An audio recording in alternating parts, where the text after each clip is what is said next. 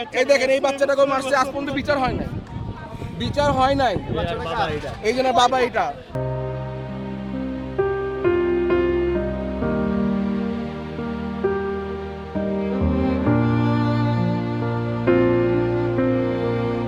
আমার বাচ্চারা তো আমি দেখতে পারি নাই, আমার বাচ্চারা আমি দেখতে পারি নাই। আমি আসছিলাম প্রবাসে, আমি বাচ্চা 15 তারিখে বাচ্চা পাওয়া গেছে, আমি 18 তারিখে আসছি, বাচ্চারা দাফন পিরালেছে।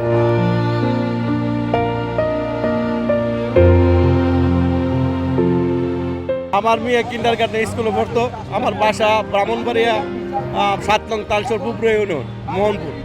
আজকে এখানে কেন এসেছেন? আজকে আসছি ওনার সাথে দেখা করার জন্য, যে ওনার বাচ্চাও তো এইভাবেই মারা গেছে। অন্তপক্ষে ওনারা দেখলে আমার মনটা একটু শান্তি হইব, যে ওনার লোক একটু কথাবার্তা বলবো। ভাই এটা কবেকার ঘটনা, কি হয়েছিল বলেন? 1.5 মাস হয়েছে ভাই।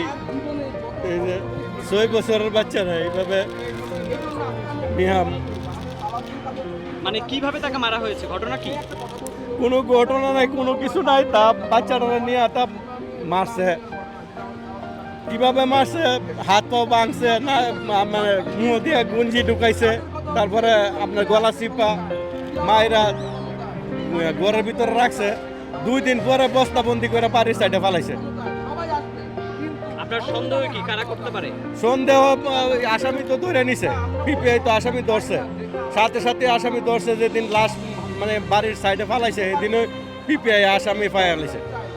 ও আসামি গড় ছিল, তার গুঞ্জি হইলে বুকে হাত দিছে, তখন তারে বুঝে লাইছে যে উনি এরকম কাম করতে পারে।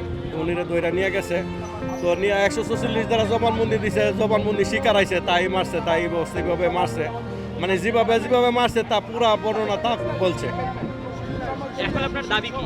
আমার দাবি ওনার ফাঁসি চাই। দাবি সরকার কাছে এটাই যে আমার এই বাচ্চার এইভাবে মারছে, তার ফাঁসি তাড়াতাড়ি, যত তাড়াতাড়ি সম্ভব ফাঁসি হোক। আপনার বাসা কোথায়? আপনার মেয়ে কিসে পড়তো? আমার মেয়ে কিন্ডার গার্ডেন স্কুলে পড়তো। আমার বাসা ব্রাহ্মণবাড়িয়া 7 নং তালসর পুকুর ইউনিয়ন মোহনপুর। আজকে এখানে কেন এসেছেন? আজকে আসছি ওনার সাথে দেখা করার জন্য, যে ওনার বাচ্চাও তো এইভাবেই মারা গেছে। অন্তপক্ষে ওনারা দেখলে আমার মনটা একটু শান্তি হইব, যে ওনার লোক একটু কথাবার্তা বলবো। এই চিন্তা ভাবনা করে আমি আসছি, কারণ আমার বাচ্চারা তো আমি দেখতে পারি নাই, আমার বাচ্চারা আমি দেখতে পারি নাই।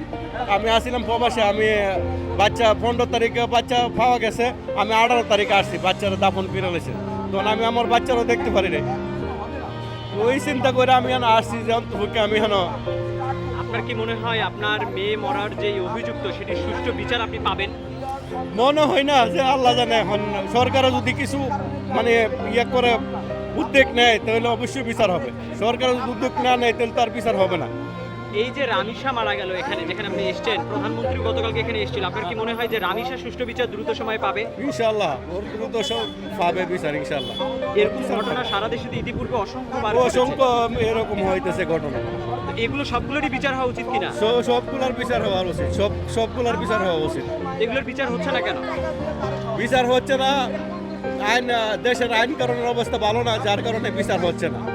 যদি সরকার এটার পদক্ষেপ নেয়, উদ্যোগ নেয়, তাহলে অবশ্যই তার বিচার হবে, আশা করি।